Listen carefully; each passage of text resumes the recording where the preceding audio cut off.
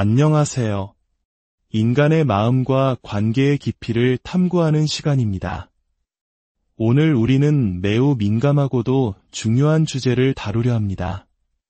바로 나르시시스트는 왜 그렇게 행동하는가에 대한 근원적인 질문입니다. 우리는 흔히 듣습니다. 그 사람도 어린 시절 상처가 많아서 그래. 가정 환경이 불우했기 때문에 비뚤어진 거야. 이처럼 우리는 나르시시스트의 파괴적인 행동 뒤에는 깊은 트라우마가 있을 것이라고 믿어왔습니다. 그 믿음은 우리에게 일종의 위안을 줍니다. 그들도 결국 상처받은 영혼이며 어쩌면 우리가 이해하고 보듬어주면 변화할 수 있을 거라는 희망을 갖게 하죠.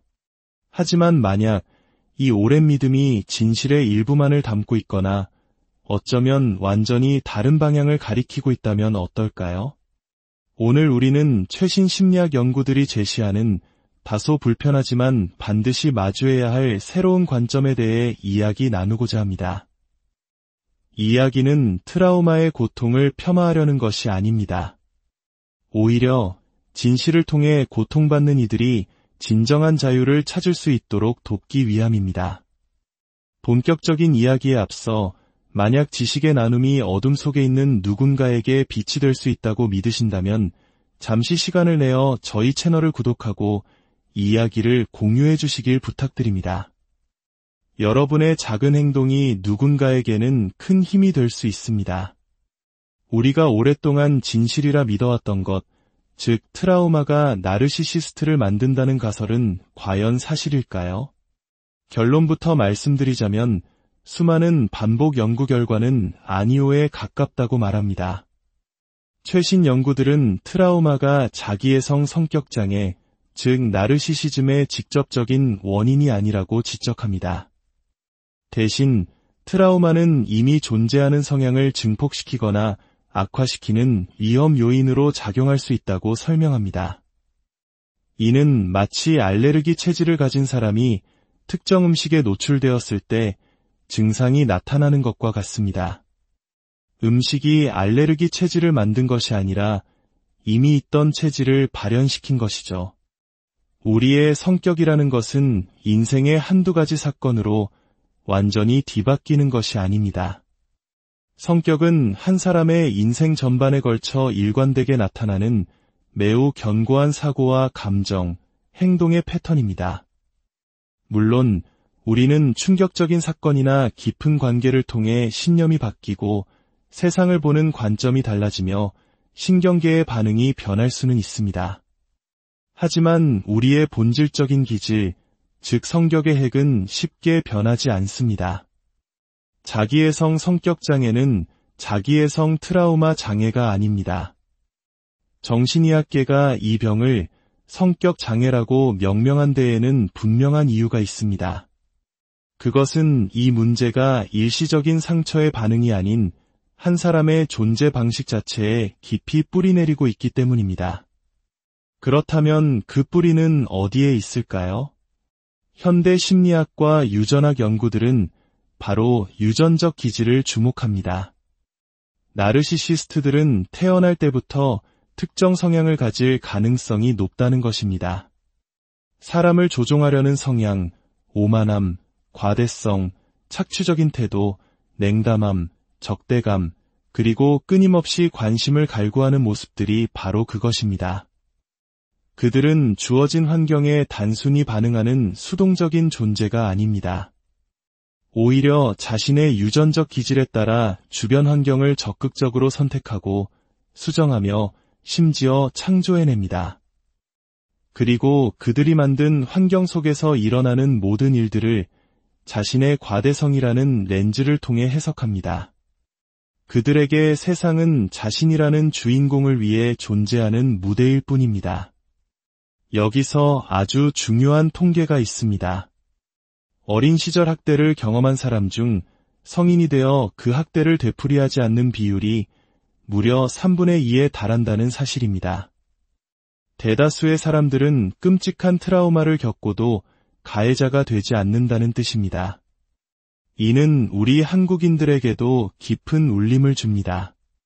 전쟁의 폐허 속에서 혹독한 가난 속에서 우리 부모님, 조부모님 세대는 상상할 수 없는 고난을 겪으셨습니다.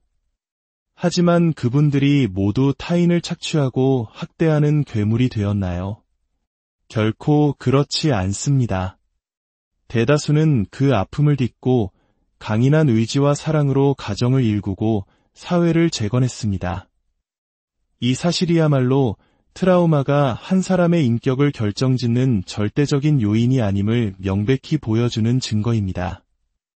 또 다른 깊은 오해는 나르시시스트의 내면에 깊은 수치심과 낮은 자존감이 숨겨져 있을 것이라는 믿음입니다.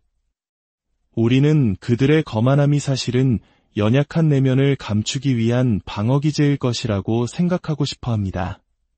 그래야 그들을 조금이라도 이해하고 연민할 수 있으니까요. 하지만 이 역시 최근 연구 결과들과는 거리가 멉니다.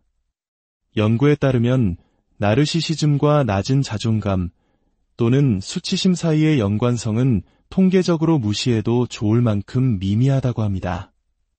마치 천식과 다리 골절이 한 사람에게 동시에 나타났다고 해서 다리 골절이 천식의 원인이라고 말할 수 없는 것과 같은 이치입니다. 전혀 다른 두 문제가 우연히 함께 존재할 뿐입니다. 나르시시즘의 핵심 특성인 과대성을 생각해 보십시오. 과대성이란 자신이 특별한 대우를 받을 자격이 있으며 다른 누구도 자신과 동등하지 않고 모든 사람보다 우월하다는 진정한 믿음입니다. 이런 믿음을 가진 사람이 어떻게 동시에 깊은 열등감과 불안에 시달릴 수 있을까요? 이는 마치 불과 물처럼 논리적으로 공존할 수 없는 개념입니다. 그들은 불안감을 감추기 위해 우월한 척하는 것이 아니라 정말로 자신이 우월하다고 믿습니다. 어떤 이들은 취약성 나르시시스트라는 개념을 들어 반박할지도 모릅니다. 하지만 연구 결과 취약성 나르시시스트의 특징 90%가 경계선 성격장애의 특징과 동일하다는 것이 밝혀졌습니다. 어쩌면 우리는 남성에게 나타나는 경계선 성격장애를 취약성 나르시시스트라고 잘못 이름 붙여왔던 것일지도 모릅니다. 그렇다면 이 모든 이야기가 나르시시스트와의 관계에서 고통받는 피해자들에게는 어떤 의미를 가질까요? 이것이 바로 오늘 이야기의 핵심입니다. 그 사람도 상처가 많아서 그래라는 믿음은 피해자들을 덫에 가두는 가장 강력한 올가미가 됩니다. 그 믿음은 피해자에게 이렇게 속삭입니다. 내가 더 사랑해주면, 더 헌신하면, 더 참고 견디면 언젠가는 그의 내면에 있는 상처받은 아이를 치유할 수 있을 거야. 하지만 이는 결국 자기 자신을 파괴하는 길로 이어질 뿐입니다. 상처는 치유될 수 있지만 성격은 그렇지 않습니다. 나르시시즘이 치유 가능한 트라우마의 반응이 아니라 평생 지속되는 견고한 성격 패턴이라는 진실을 받아들일 때 우리는 비로소 그들을 고쳐야 할 대상이 아닌 벗어나야 할 현실로 인식하게 됩니다. 이 새로운 관점은 당신에게 그들을 변화시키려는 헛된 노력을 멈추고 당신 자신의 삶과 치유에 집중할 수 있는 자유를 줍니다. 많은 분들이 관계가 끝난 후 이런 두려움에 시달립니다. 그 사람이 다음 사람에게는 잘해주면 어떡하지? 나한테만 문제였던 건 아닐까? 명심하십시오. 그들이 소셜미디어에 전시하는 새로운 관계의 행복한 모습은 당신이라는 단 한 명의 관객을 위한 연극일 뿐입니다. 그들은 변하지 않았습니다. 변할 수도 없습니다. 고무줄을 아무리 늘려도 결국 원래의 모양으로 돌아오듯 그들의 성격도 잠시 다른 모습을 연기할 수는 있지만 결국 본래의 모습으로 돌아가게 됩니다. 그들은 당신과의 관계에서 했던 파괴적인 패턴을 새로운 사람과 똑같이 반복할 것입니다. 오늘 우리가 나눈 이야기는 희망을 꺾기 위함이 아닙니다. 오히려 거짓된 희망에서 벗어나 진정한 희망을 찾기 위함입니다. 나르시시스트는 트라우마 때문에 만들어진 불쌍한 영혼이 아닐 수 있다는 것, 그들의 행동은 상처의 표현이 아니라 타고난 성격의 발현일 수 있다는 것을 아는 것은 당신의 잘못이 아니었음을 깨닫게 해주는 강력한 해방의 열쇠입니다. 이 암은 잔인한 것이 아니라 명확함과 자유를 위한 도구입니다. 당신의 공감 능력은 소중한 선물이지만 누군가의 파괴적인 성격을 위한 희생양이 되어서는 안 됩니다. 진실을 마주하는 것이야말로 당신의 온전한 삶을 되찾는 첫걸음이 될 것입니다. 이 이야기가 당신의 마음에 명료함과 평화를 가져다 주기를 바랍니다. 인간의 마음을 비추는 더 깊은 이야기로 다시 찾아뵙겠습니다. 들어주셔서 안녕하세요. 인간의 마음과 관계의 깊이를 탐구하는 시간입니다. 오늘 우리는 매우 민감하고도 중요한 주제를 다루려 합니다. 바로 나르시시스트는 왜 그렇게 행동하는가에 대한 근원적인 질문입니다. 우리는 흔히 듣습니다. 그 사람도 어린 시절 상처가 많아서 그래. 가정 환경이 불우했기 때문에 비뚤어진 거야. 이처럼 우리는 나르시시스트의 파괴적인 행동 뒤에는 깊은 트라우마가 있을 것이라고 믿어왔습니다. 그 믿음은 우리에게 일종의 위안을 줍니다. 그들도 결국 상처받은 영혼이며 어쩌면 우리가 이해하고 보듬어주면 변화할 수 있을 거라는 희망을 갖게 하죠. 하지만 만약 이 오랜 믿음이 진실의 일부만을 담고 있거나 어쩌면 완전히 다른 방향을 가리키고 있다면 어떨까요? 오늘 우리는 최신 심리학 연구들이 제시하는 다소 불편하지만 반드시 마주해야 할 새로운 관점에 대해 이야기 나누고자 합니다. 이 이야기는 트라우마의 고통을 폄하하려는 것이 아닙니다. 오히려 진실을 통해 고통받는 이들이 진정한 자유를 찾을 수 있도록 돕기 위함입니다. 본격적인 이야기에 앞서 만약 지식의 나눔이 어둠 속에 있는 누군가에게 빛이 될 수 있다고 믿으신다면 잠시 시간을 내어 저희 채널을 구독하고 이 이야기를 공유해 주시길 부탁드립니다. 여러분의 작은 행동이 누군가에게는 큰 힘이 될 수 있습니다. 우리가 오랫동안 진실이라 믿어왔던 것, 즉 트라우마가 나르시시스트를 만든다는 가설은 과연 사실일까요? 결론부터 말씀드리자면 수많은 반복 연구 결과는 아니오에 가깝다고 말합니다. 최신 연구들은 트라우마가 자기애성 성격장애, 즉 나르시시즘의 직접적인 원인이 아니라고 지적합니다. 대신 트라우마는 이미 존재하는 성향을 증폭시키거나 악화시키는 위험 요인으로 작용할 수 있다고 설명합니다. 이는 마치 알레르기 체질을 가진 사람이 특정 음식에 노출되었을 때 증상이 나타나는 것과 같습니다. 음식이 알레르기 체질을 만든 것이 아니라 이미 있던 체질을 발현시킨 것이죠. 우리의 성격이라는 것은 인생의 한두 가지 사건으로 완전히 뒤바뀌는 것이 아닙니다. 성격은 한 사람의 인생 전반에 걸쳐 일관되게 나타나는 매우 견고한 사고와 감정, 행동의 패턴입니다. 물론 우리는 충격적인 사건이나 깊은 관계를 통해 신념이 바뀌고 세상을 보는 관점이 달라지며 신경계의 반응이 변할 수는 있습니다. 하지만 우리의 본질적인 기질, 즉 성격의 핵은 쉽게 변하지 않습니다.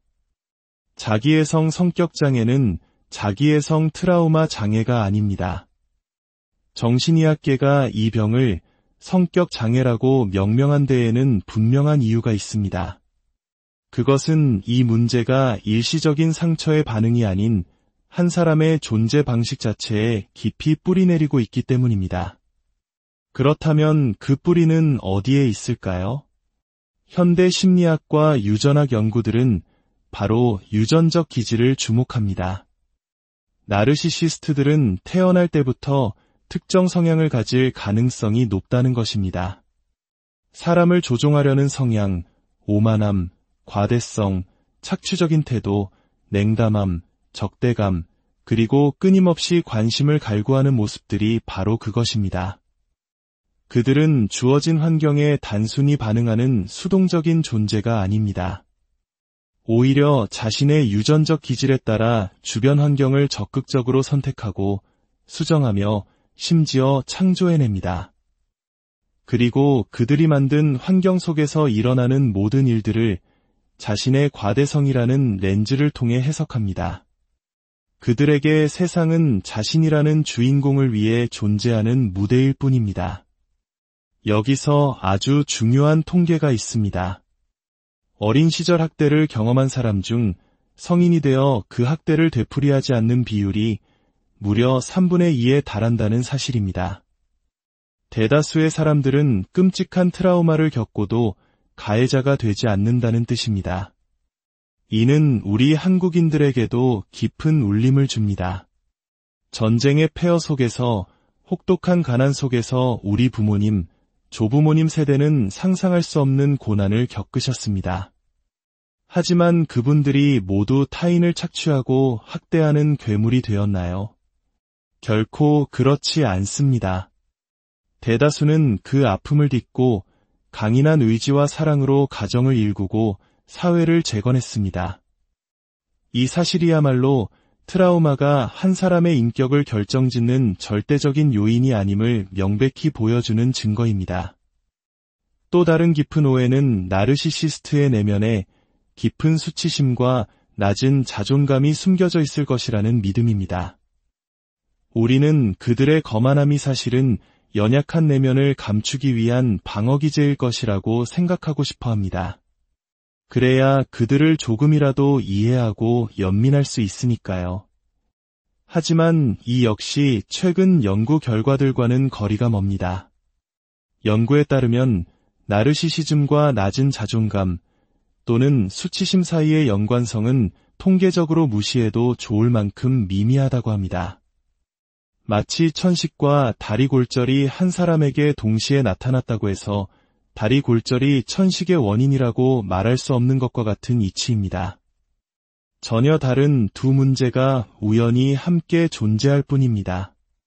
나르시시즘의 핵심 특성인 과대성을 생각해 보십시오. 과대성이란 자신이 특별한 대우를 받을 자격이 있으며 다른 누구도 자신과 동등하지 않고 모든 사람보다 우월하다는 진정한 믿음입니다. 이런 믿음을 가진 사람이 어떻게 동시에 깊은 열등감과 불안에 시달릴 수 있을까요?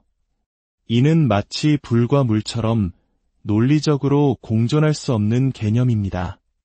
그들은 불안감을 감추기 위해 우월한 척하는 것이 아니라 정말로 자신이 우월하다고 믿습니다. 어떤 이들은 취약성 나르시시스트라는 개념을 들어 반박할지도 모릅니다. 하지만 연구 결과 취약성 나르시시스트의 특징 90%가 경계선 성격장애의 특징과 동일하다는 것이 밝혀졌습니다. 어쩌면 우리는 남성에게 나타나는 경계선 성격장애를 취약성 나르시시스트라고 잘못 이름 붙여왔던 것일지도 모릅니다. 그렇다면 이 모든 이야기가 나르시시스트와의 관계에서 고통받는 피해자들에게는 어떤 의미를 가질까요? 이것이 바로 오늘 이야기의 핵심입니다. 그 사람도 상처가 많아서 그래라는 믿음은 피해자들을 덫에 가두는 가장 강력한 올가미가 됩니다. 그 믿음은 피해자에게 이렇게 속삭입니다.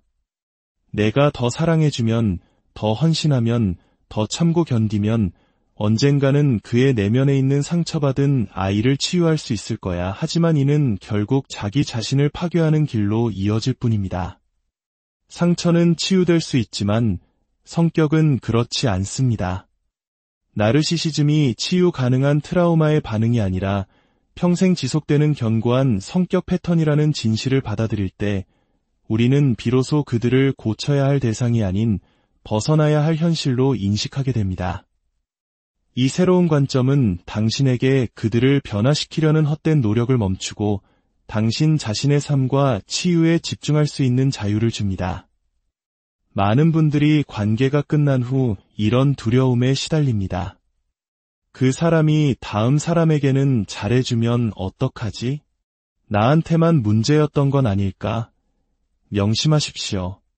그들이 소셜미디어에 전시하는 새로운 관계의 행복한 모습은 당신이라는 단 한 명의 관객을 위한 연극일 뿐입니다. 그들은 변하지 않았습니다. 변할 수도 없습니다. 고무줄을 아무리 늘려도 결국 원래의 모양으로 돌아오듯 그들의 성격도 잠시 다른 모습을 연기할 수는 있지만 결국 본래의 모습으로 돌아가게 됩니다. 그들은 당신과의 관계에서 했던 파괴적인 패턴을 새로운 사람과 똑같이 반복할 것입니다. 오늘 우리가 나눈 이야기는 희망을 꺾기 위함이 아닙니다. 오히려 거짓된 희망에서 벗어나 진정한 희망을 찾기 위함입니다. 나르시시스트는 트라우마 때문에 만들어진 불쌍한 영혼이 아닐 수 있다는 것, 그들의 행동은 상처의 표현이 아니라 타고난 성격의 발현일 수 있다는 것을 아는 것은 당신의 잘못이 아니었음을 깨닫게 해주는 강력한 해방의 열쇠입니다. 이 암은 잔인한 것이 아니라 명확함과 자유를 위한 도구입니다. 당신의 공감 능력은 소중한 선물이지만 누군가의 파괴적인 성격을 위한 희생양이 되어서는 안 됩니다. 진실을 마주하는 것이야말로 당신의 온전한 삶을 되찾는 첫걸음이 될 것입니다. 이 이야기가 당신의 마음에 명료함과 평화를 가져다 주기를 바랍니다. 인간의 마음을 비추는 더 깊은 이야기로 다시 찾아뵙겠습니다. 들어주셔서 안녕하세요. 인간의 마음과 관계의 깊이를 탐구하는 시간입니다. 오늘 우리는 매우 민감하고도 중요한 주제를 다루려 합니다. 바로 나르시시스트는 왜 그렇게 행동하는가에 대한 근원적인 질문입니다. 우리는 흔히 듣습니다. 그 사람도 어린 시절 상처가 많아서 그래.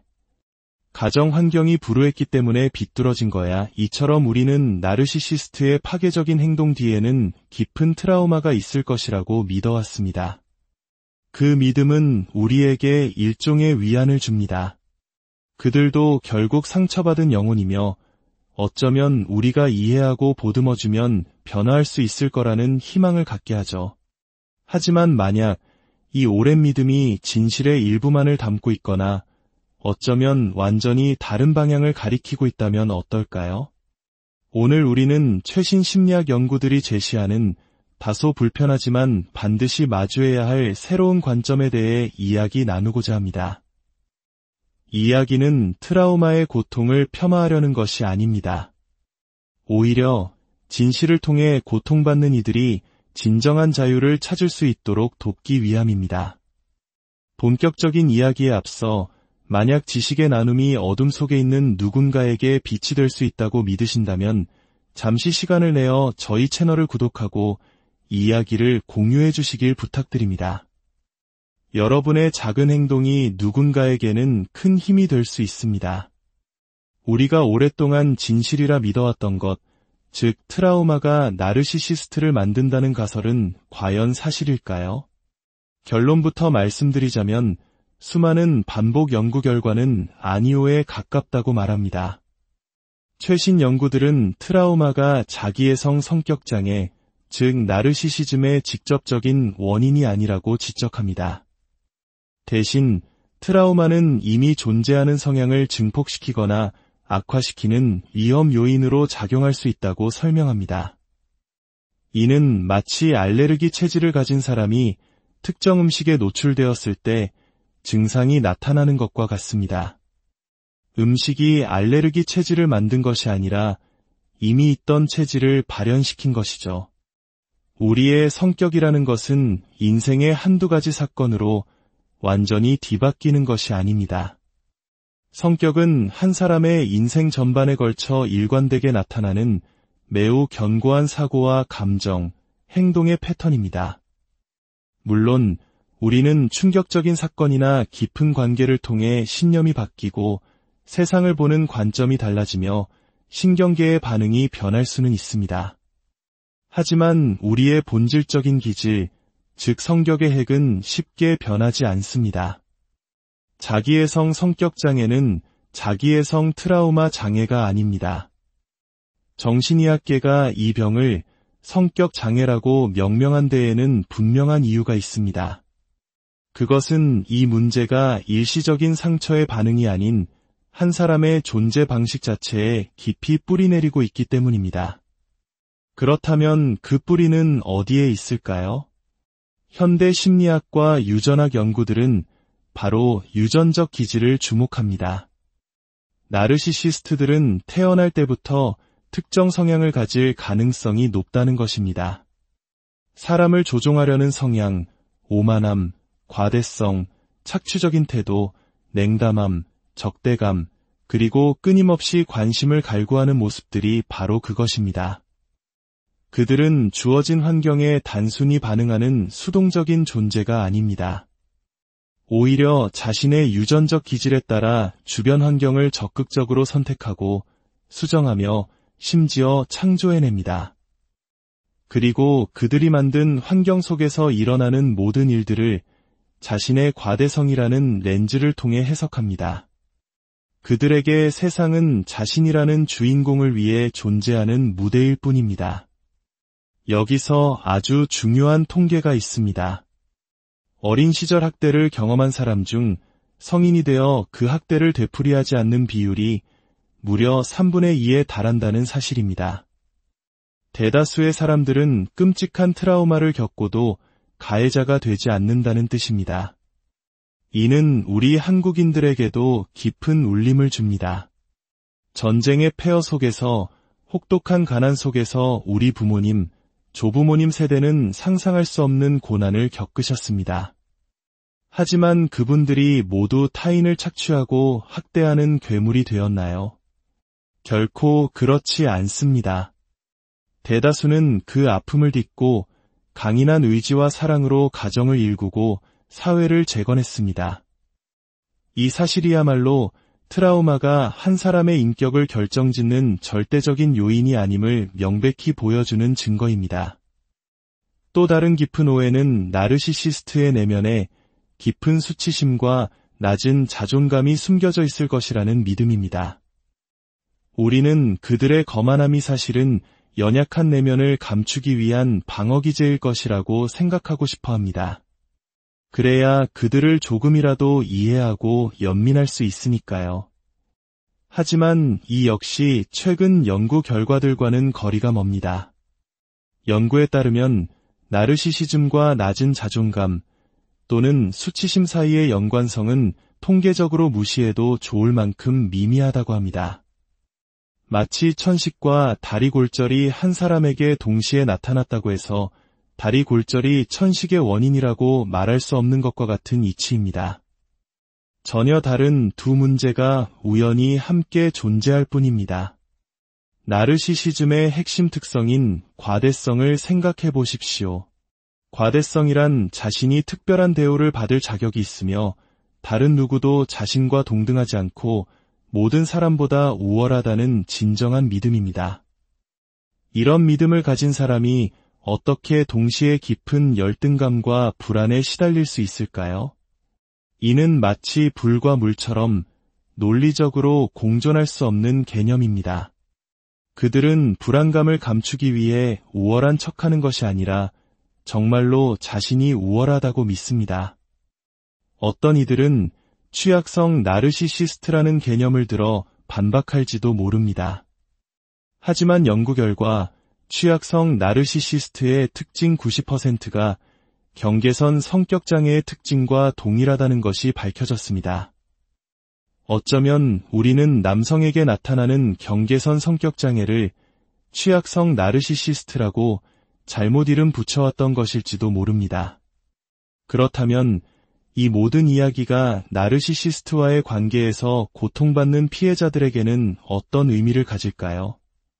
이것이 바로 오늘 이야기의 핵심입니다. 그 사람도 상처가 많아서 그래라는 믿음은 피해자들을 덫에 가두는 가장 강력한 올가미가 됩니다. 그 믿음은 피해자에게 이렇게 속삭입니다. 내가 더 사랑해주면, 더 헌신하면, 더 참고 견디면 언젠가는 그의 내면에 있는 상처받은 아이를 치유할 수 있을 거야. 하지만 이는 결국 자기 자신을 파괴하는 길로 이어질 뿐입니다. 상처는 치유될 수 있지만 성격은 그렇지 않습니다. 나르시시즘이 치유 가능한 트라우마의 반응이 아니라 평생 지속되는 견고한 성격 패턴이라는 진실을 받아들일 때 우리는 비로소 그들을 고쳐야 할 대상이 아닌 벗어나야 할 현실로 인식하게 됩니다. 이 새로운 관점은 당신에게 그들을 변화시키려는 헛된 노력을 멈추고 당신 자신의 삶과 치유에 집중할 수 있는 자유를 줍니다. 많은 분들이 관계가 끝난 후 이런 두려움에 시달립니다. 그 사람이 다음 사람에게는 잘해주면 어떡하지? 나한테만 문제였던 건 아닐까? 명심하십시오. 그들이 소셜미디어에 전시하는 새로운 관계의 행복한 모습은 당신이라는 단 한 명의 관객을 위한 연극일 뿐입니다. 그들은 변하지 않았습니다. 변할 수도 없습니다. 고무줄을 아무리 늘려도 결국 원래의 모양으로 돌아오듯 그들의 성격도 잠시 다른 모습을 연기할 수는 있지만 결국 본래의 모습으로 돌아가게 됩니다. 그들은 당신과의 관계에서 했던 파괴적인 패턴을 새로운 사람과 똑같이 반복할 것입니다. 오늘 우리가 나눈 이야기는 희망을 꺾기 위함이 아닙니다. 오히려 거짓된 희망에서 벗어나 진정한 희망을 찾기 위함입니다. 나르시시스트는 트라우마 때문에 만들어진 불쌍한 영혼이 아닐 수 있다는 것, 그들의 행동은 상처의 표현이 아니라 타고난 성격의 발현일 수 있다는 것을 아는 것은 당신의 잘못이 아니었음을 깨닫게 해주는 강력한 해방의 열쇠입니다. 이 암은 잔인한 것이 아니라 명확함과 자유를 위한 도구입니다. 당신의 공감 능력은 소중한 선물이지만 누군가의 파괴적인 성격을 위한 희생양이 되어서는 안 됩니다. 진실을 마주하는 것이야말로 당신의 온전한 삶을 되찾는 첫걸음이 될 것입니다. 이 이야기가 당신의 마음에 명료함과 평화를 가져다 주기를 바랍니다. 인간의 마음을 비추는 더 깊은 이야기로 다시 찾아뵙겠습니다. 들어주셔서 안녕하세요. 인간의 마음과 관계의 깊이를 탐구하는 시간입니다. 오늘 우리는 매우 민감하고도 중요한 주제를 다루려 합니다. 바로 나르시시스트는 왜 그렇게 행동하는가에 대한 근원적인 질문입니다. 우리는 흔히 듣습니다. 그 사람도 어린 시절 상처가 많아서 그래. 가정 환경이 불우했기 때문에 비뚤어진 거야. 이처럼 우리는 나르시시스트의 파괴적인 행동 뒤에는 깊은 트라우마가 있을 것이라고 믿어왔습니다. 그 믿음은 우리에게 일종의 위안을 줍니다. 그들도 결국 상처받은 영혼이며 어쩌면 우리가 이해하고 보듬어주면 변화할 수 있을 거라는 희망을 갖게 하죠. 하지만 만약 이 오랜 믿음이 진실의 일부만을 담고 있거나 어쩌면 완전히 다른 방향을 가리키고 있다면 어떨까요? 오늘 우리는 최신 심리학 연구들이 제시하는 다소 불편하지만 반드시 마주해야 할 새로운 관점에 대해 이야기 나누고자 합니다. 이 이야기는 트라우마의 고통을 폄하하려는 것이 아닙니다. 오히려 진실을 통해 고통받는 이들이 진정한 자유를 찾을 수 있도록 돕기 위함입니다. 본격적인 이야기에 앞서 만약 지식의 나눔이 어둠 속에 있는 누군가에게 빛이 될 수 있다고 믿으신다면 잠시 시간을 내어 저희 채널을 구독하고 이 이야기를 공유해 주시길 부탁드립니다. 여러분의 작은 행동이 누군가에게는 큰 힘이 될 수 있습니다. 우리가 오랫동안 진실이라 믿어왔던 것, 즉 트라우마가 나르시시스트를 만든다는 가설은 과연 사실일까요? 결론부터 말씀드리자면 수많은 반복 연구 결과는 아니오에 가깝다고 말합니다. 최신 연구들은 트라우마가 자기애성 성격장애, 즉 나르시시즘의 직접적인 원인이 아니라고 지적합니다. 대신 트라우마는 이미 존재하는 성향을 증폭시키거나 악화시키는 위험 요인으로 작용할 수 있다고 설명합니다. 이는 마치 알레르기 체질을 가진 사람이 특정 음식에 노출되었을 때 증상이 나타나는 것과 같습니다. 음식이 알레르기 체질을 만든 것이 아니라 이미 있던 체질을 발현시킨 것이죠. 우리의 성격이라는 것은 인생의 한두 가지 사건으로 완전히 뒤바뀌는 것이 아닙니다. 성격은 한 사람의 인생 전반에 걸쳐 일관되게 나타나는 매우 견고한 사고와 감정, 행동의 패턴입니다. 물론 우리는 충격적인 사건이나 깊은 관계를 통해 신념이 바뀌고 세상을 보는 관점이 달라지며 신경계의 반응이 변할 수는 있습니다. 하지만 우리의 본질적인 기질, 즉 성격의 핵은 쉽게 변하지 않습니다. 자기애성 성격 장애는 자기애성 트라우마 장애가 아닙니다.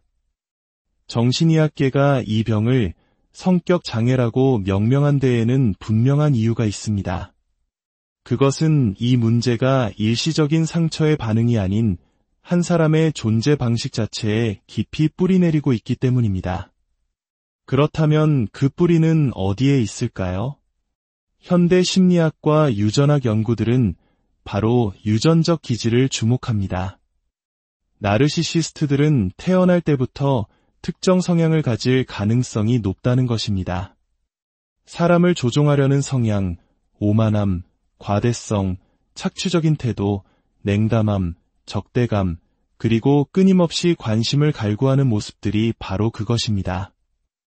그들은 주어진 환경에 단순히 반응하는 수동적인 존재가 아닙니다.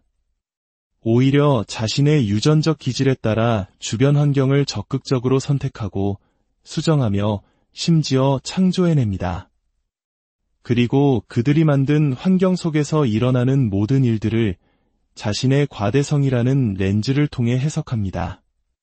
그들에게 세상은 자신이라는 주인공을 위해 존재하는 무대일 뿐입니다. 여기서 아주 중요한 통계가 있습니다. 어린 시절 학대를 경험한 사람 중 성인이 되어 그 학대를 되풀이하지 않는 비율이 무려 3분의 2에 달한다는 사실입니다. 대다수의 사람들은 끔찍한 트라우마를 겪고도 가해자가 되지 않는다는 뜻입니다. 이는 우리 한국인들에게도 깊은 울림을 줍니다. 전쟁의 폐허 속에서, 혹독한 가난 속에서 우리 부모님, 조부모님 세대는 상상할 수 없는 고난을 겪으셨습니다. 하지만 그분들이 모두 타인을 착취하고 학대하는 괴물이 되었나요? 결코 그렇지 않습니다. 대다수는 그 아픔을 딛고 강인한 의지와 사랑으로 가정을 일구고 사회를 재건했습니다. 이 사실이야말로 트라우마가 한 사람의 인격을 결정짓는 절대적인 요인이 아님을 명백히 보여주는 증거입니다. 또 다른 깊은 오해는 나르시시스트의 내면에 깊은 수치심과 낮은 자존감이 숨겨져 있을 것이라는 믿음입니다. 우리는 그들의 거만함이 사실은 연약한 내면을 감추기 위한 방어기제일 것이라고 생각하고 싶어 합니다. 그래야 그들을 조금이라도 이해하고 연민할 수 있으니까요. 하지만 이 역시 최근 연구 결과들과는 거리가 멉니다. 연구에 따르면 나르시시즘과 낮은 자존감 또는 수치심 사이의 연관성은 통계적으로 무시해도 좋을 만큼 미미하다고 합니다. 마치 천식과 다리 골절이 한 사람에게 동시에 나타났다고 해서 다리 골절이 천식의 원인이라고 말할 수 없는 것과 같은 이치입니다. 전혀 다른 두 문제가 우연히 함께 존재할 뿐입니다. 나르시시즘의 핵심 특성인 과대성을 생각해 보십시오. 과대성이란 자신이 특별한 대우를 받을 자격이 있으며 다른 누구도 자신과 동등하지 않고 모든 사람보다 우월하다는 진정한 믿음입니다.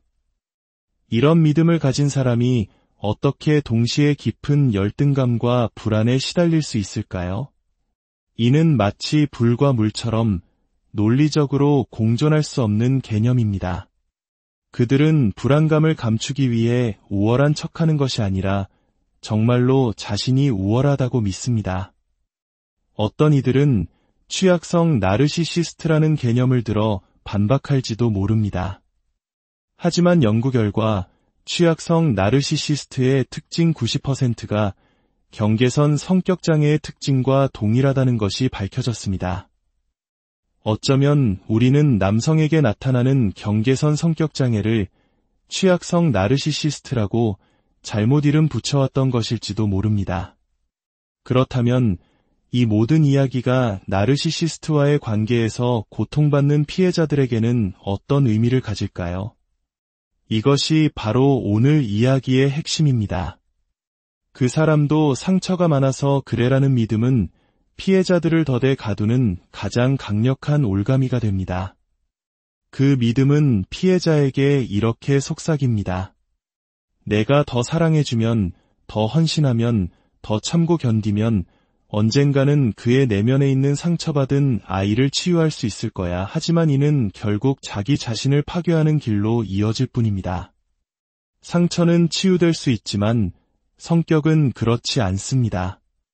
나르시시즘이 치유 가능한 트라우마의 반응이 아니라 평생 지속되는 견고한 성격 패턴이라는 진실을 받아들일 때 우리는 비로소 그들을 고쳐야 할 대상이 아닌 벗어나야 할 현실로 인식하게 됩니다. 이 새로운 관점은 당신에게 그들을 변화시키려는 헛된 노력을 멈추고 당신 자신의 삶과 치유에 집중할 수 있는 자유를 줍니다. 많은 분들이 관계가 끝난 후 이런 두려움에 시달립니다. 그 사람이 다음 사람에게는 잘해주면 어떡하지? 나한테만 문제였던 건 아닐까? 명심하십시오. 그들이 소셜미디어에 전시하는 새로운 관계의 행복한 모습은 당신이라는 단 한 명의 관객을 위한 연극일 뿐입니다. 그들은 변하지 않았습니다. 변할 수도 없습니다. 고무줄을 아무리 늘려도 결국 원래의 모양으로 돌아오듯 그들의 성격도 잠시 다른 모습을 연기할 수는 있지만 결국 본래의 모습으로 돌아가게 됩니다. 그들은 당신과의 관계에서 했던 파괴적인 패턴을 새로운 사람과 똑같이 반복할 것입니다. 오늘 우리가 나눈 이야기는 희망을 꺾기 위함이 아닙니다.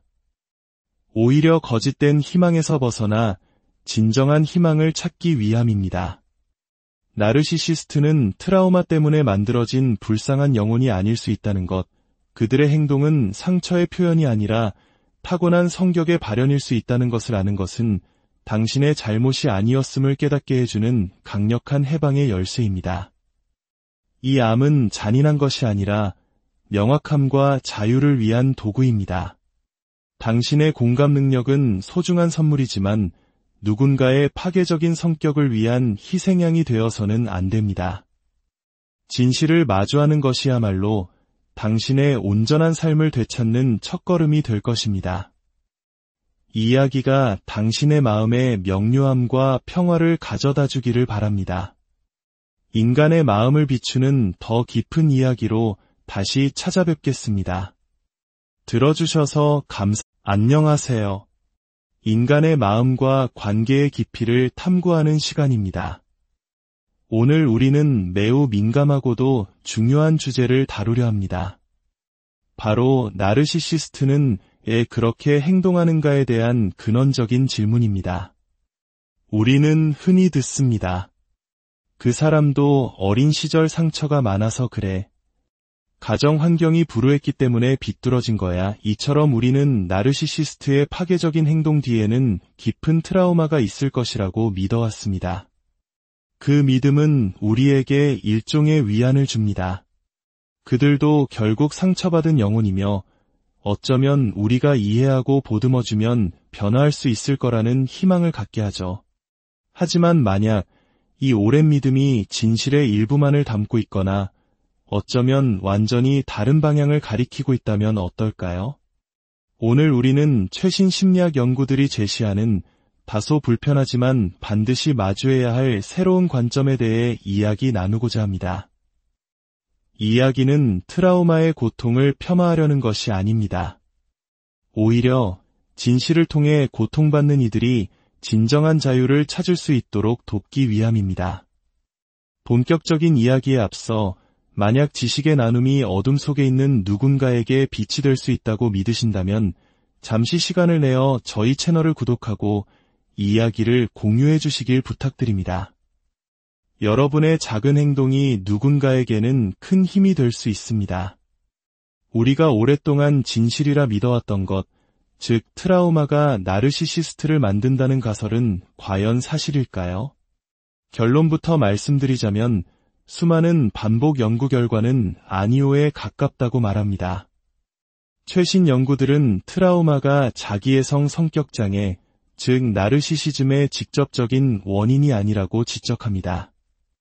대신 트라우마는 이미 존재하는 성향을 증폭시키거나 악화시키는 위험 요인으로 작용할 수 있다고 설명합니다. 이는 마치 알레르기 체질을 가진 사람이 특정 음식에 노출되었을 때 증상이 나타나는 것과 같습니다. 음식이 알레르기 체질을 만든 것이 아니라 이미 있던 체질을 발현시킨 것이죠. 우리의 성격이라는 것은 인생의 한두 가지 사건으로 완전히 뒤바뀌는 것이 아닙니다. 성격은 한 사람의 인생 전반에 걸쳐 일관되게 나타나는 매우 견고한 사고와 감정, 행동의 패턴입니다. 물론 우리는 충격적인 사건이나 깊은 관계를 통해 신념이 바뀌고 세상을 보는 관점이 달라지며 신경계의 반응이 변할 수는 있습니다. 하지만 우리의 본질적인 기질, 즉 성격의 핵은 쉽게 변하지 않습니다. 자기애성 성격 장애는 자기애성 트라우마 장애가 아닙니다. 정신의학계가 이 병을 성격 장애라고 명명한 데에는 분명한 이유가 있습니다. 그것은 이 문제가 일시적인 상처의 반응이 아닌 한 사람의 존재 방식 자체에 깊이 뿌리내리고 있기 때문입니다. 그렇다면 그 뿌리는 어디에 있을까요? 현대 심리학과 유전학 연구들은 바로 유전적 기질을 주목합니다. 나르시시스트들은 태어날 때부터 특정 성향을 가질 가능성이 높다는 것입니다. 사람을 조종하려는 성향, 오만함, 과대성, 착취적인 태도, 냉담함, 적대감, 그리고 끊임없이 관심을 갈구하는 모습들이 바로 그것입니다. 그들은 주어진 환경에 단순히 반응하는 수동적인 존재가 아닙니다. 오히려 자신의 유전적 기질에 따라 주변 환경을 적극적으로 선택하고 수정하며 심지어 창조해냅니다. 그리고 그들이 만든 환경 속에서 일어나는 모든 일들을 자신의 과대성이라는 렌즈를 통해 해석합니다. 그들에게 세상은 자신이라는 주인공을 위해 존재하는 무대일 뿐입니다. 여기서 아주 중요한 통계가 있습니다. 어린 시절 학대를 경험한 사람 중 성인이 되어 그 학대를 되풀이하지 않는 비율이 무려 3분의 2에 달한다는 사실입니다. 대다수의 사람들은 끔찍한 트라우마를 겪고도 가해자가 되지 않는다는 뜻입니다. 이는 우리 한국인들에게도 깊은 울림을 줍니다. 전쟁의 폐허 속에서, 혹독한 가난 속에서 우리 부모님, 조부모님 세대는 상상할 수 없는 고난을 겪으셨습니다. 하지만 그분들이 모두 타인을 착취하고 학대하는 괴물이 되었나요? 결코 그렇지 않습니다. 대다수는 그 아픔을 딛고 강인한 의지와 사랑으로 가정을 일구고 사회를 재건했습니다. 이 사실이야말로 트라우마가 한 사람의 인격을 결정짓는 절대적인 요인이 아님을 명백히 보여주는 증거입니다. 또 다른 깊은 오해는 나르시시스트의 내면에 깊은 수치심과 낮은 자존감이 숨겨져 있을 것이라는 믿음입니다. 우리는 그들의 거만함이 사실은 연약한 내면을 감추기 위한 방어기제일 것이라고 생각하고 싶어 합니다. 그래야 그들을 조금이라도 이해하고 연민할 수 있으니까요. 하지만 이 역시 최근 연구 결과들과는 거리가 멉니다. 연구에 따르면 나르시시즘과 낮은 자존감 또는 수치심 사이의 연관성은 통계적으로 무시해도 좋을 만큼 미미하다고 합니다. 마치 천식과 다리 골절이 한 사람에게 동시에 나타났다고 해서 다리 골절이 천식의 원인이라고 말할 수 없는 것과 같은 이치입니다. 전혀 다른 두 문제가 우연히 함께 존재할 뿐입니다. 나르시시즘의 핵심 특성인 과대성을 생각해 보십시오. 과대성이란 자신이 특별한 대우를 받을 자격이 있으며 다른 누구도 자신과 동등하지 않고 모든 사람보다 우월하다는 진정한 믿음입니다. 이런 믿음을 가진 사람이 어떻게 동시에 깊은 열등감과 불안에 시달릴 수 있을까요? 이는 마치 불과 물처럼 논리적으로 공존할 수 없는 개념입니다. 그들은 불안감을 감추기 위해 우월한 척하는 것이 아니라 정말로 자신이 우월하다고 믿습니다. 어떤 이들은 취약성 나르시시스트라는 개념을 들어 반박할지도 모릅니다. 하지만 연구 결과 취약성 나르시시스트의 특징 90%가 경계선 성격장애의 특징과 동일하다는 것이 밝혀졌습니다. 어쩌면 우리는 남성에게 나타나는 경계선 성격장애를 취약성 나르시시스트라고 잘못 이름 붙여왔던 것일지도 모릅니다. 그렇다면 이 모든 이야기가 나르시시스트와의 관계에서 고통받는 피해자들에게는 어떤 의미를 가질까요? 이것이 바로 오늘 이야기의 핵심입니다. 그 사람도 상처가 많아서 그래라는 믿음은 피해자들을 덫에 가두는 가장 강력한 올가미가 됩니다. 그 믿음은 피해자에게 이렇게 속삭입니다. 내가 더 사랑해주면, 더 헌신하면, 더 참고 견디면 언젠가는 그의 내면에 있는 상처받은 아이를 치유할 수 있을 거야. 하지만 이는 결국 자기 자신을 파괴하는 길로 이어질 뿐입니다. 상처는 치유될 수 있지만 성격은 그렇지 않습니다. 나르시시즘이 치유 가능한 트라우마의 반응이 아니라 평생 지속되는 견고한 성격 패턴이라는 진실을 받아들일 때 우리는 비로소 그들을 고쳐야 할 대상이 아닌 벗어나야 할 현실로 인식하게 됩니다. 이 새로운 관점은 당신에게 그들을 변화시키려는 헛된 노력을 멈추고 당신 자신의 삶과 치유에 집중할 수 있는 자유를 줍니다. 많은 분들이 관계가 끝난 후 이런 두려움에 시달립니다. 그 사람이 다음 사람에게는 잘해주면 어떡하지? 나한테만 문제였던 건 아닐까? 명심하십시오. 그들이 소셜미디어에 전시하는 새로운 관계의 행복한 모습은 당신이라는 단 한 명의 관객을 위한 연극일 뿐입니다. 그들은 변하지 않았습니다. 변할 수도 없습니다. 고무줄을 아무리 늘려도 결국 원래의 모양으로 돌아오듯 그들의 성격도 잠시 다른 모습을 연기할 수는 있지만 결국 본래의 모습으로 돌아가게 됩니다. 그들은 당신과의 관계에서 했던 파괴적인 패턴을 새로운 사람과 똑같이 반복할 것입니다. 오늘 우리가 나눈 이야기는 희망을 꺾기 위함이 아닙니다. 오히려 거짓된 희망에서 벗어나 진정한 희망을 찾기 위함입니다. 나르시시스트는 트라우마 때문에 만들어진 불쌍한 영혼이 아닐 수 있다는 것, 그들의 행동은 상처의 표현이 아니라 타고난 성격의 발현일 수 있다는 것을 아는 것은 당신의 잘못이 아니었음을 깨닫게 해주는 강력한 해방의 열쇠입니다. 이 암은 잔인한 것이 아니라 명확함과 자유를 위한 도구입니다. 당신의 공감 능력은 소중한 선물이지만 누군가의 파괴적인 성격을 위한 희생양이 되어서는 안 됩니다. 진실을 마주하는 것이야말로 당신의 온전한 삶을 되찾는 첫걸음이 될 것입니다. 이 이야기가 당신의 마음에 명료함과 평화를 가져다 주기를 바랍니다. 인간의 마음을 비추는 더 깊은 이야기로 다시 찾아뵙겠습니다. 들어주셔서 안녕하세요. 인간의 마음과 관계의 깊이를 탐구하는 시간입니다. 오늘 우리는 매우 민감하고도 중요한 주제를 다루려 합니다. 바로 나르시시스트는 왜 그렇게 행동하는가에 대한 근원적인 질문입니다. 우리는 흔히 듣습니다. 그 사람도 어린 시절 상처가 많아서 그래.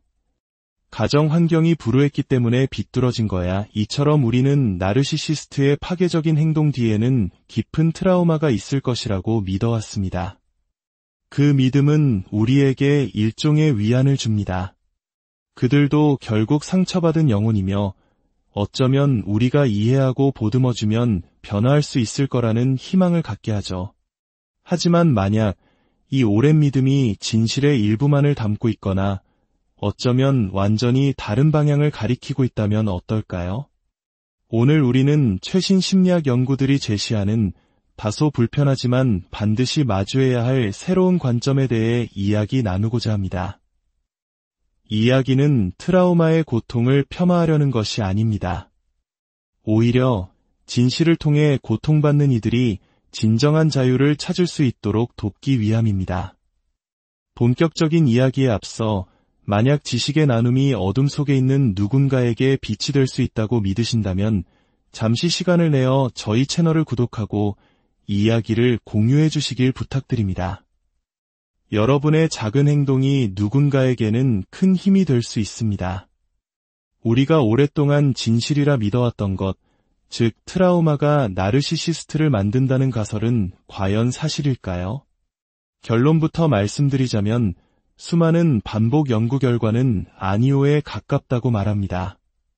최신 연구들은 트라우마가 자기애성 성격장애, 즉 나르시시즘의 직접적인 원인이 아니라고 지적합니다. 대신 트라우마는 이미 존재하는 성향을 증폭시키거나 악화시키는 위험 요인으로 작용할 수 있다고 설명합니다. 이는 마치 알레르기 체질을 가진 사람이 특정 음식에 노출되었을 때 증상이 나타나는 것과 같습니다. 음식이 알레르기 체질을 만든 것이 아니라 이미 있던 체질을 발현시킨 것이죠. 우리의 성격이라는 것은 인생의 한두 가지 사건으로 완전히 뒤바뀌는 것이 아닙니다. 성격은 한 사람의 인생 전반에 걸쳐 일관되게 나타나는 매우 견고한 사고와 감정, 행동의 패턴입니다. 물론 우리는 충격적인 사건이나 깊은 관계를 통해 신념이 바뀌고 세상을 보는 관점이 달라지며 신경계의 반응이 변할 수는 있습니다. 하지만 우리의 본질적인 기질, 즉 성격의 핵은 쉽게 변하지 않습니다. 자기애성 성격장애는 자기애성 트라우마 장애가 아닙니다. 정신의학계가 이 병을 성격장애라고 명명한 데에는 분명한 이유가 있습니다. 그것은 이 문제가 일시적인 상처의 반응이 아닌 한 사람의 존재 방식 자체에 깊이 뿌리내리고 있기 때문입니다. 그렇다면 그 뿌리는 어디에 있을까요? 현대 심리학과 유전학 연구들은 바로 유전적 기질을 주목합니다. 나르시시스트들은 태어날 때부터 특정 성향을 가질 가능성이 높다는 것입니다. 사람을 조종하려는 성향, 오만함, 과대성, 착취적인 태도, 냉담함, 적대감, 그리고 끊임없이 관심을 갈구하는 모습들이 바로 그것입니다. 그들은 주어진 환경에 단순히 반응하는 수동적인 존재가 아닙니다. 오히려 자신의 유전적 기질에 따라 주변 환경을 적극적으로 선택하고 수정하며 심지어 창조해냅니다. 그리고 그들이 만든 환경 속에서 일어나는 모든 일들을 자신의 과대성이라는 렌즈를 통해 해석합니다. 그들에게 세상은 자신이라는 주인공을 위해 존재하는 무대일 뿐입니다.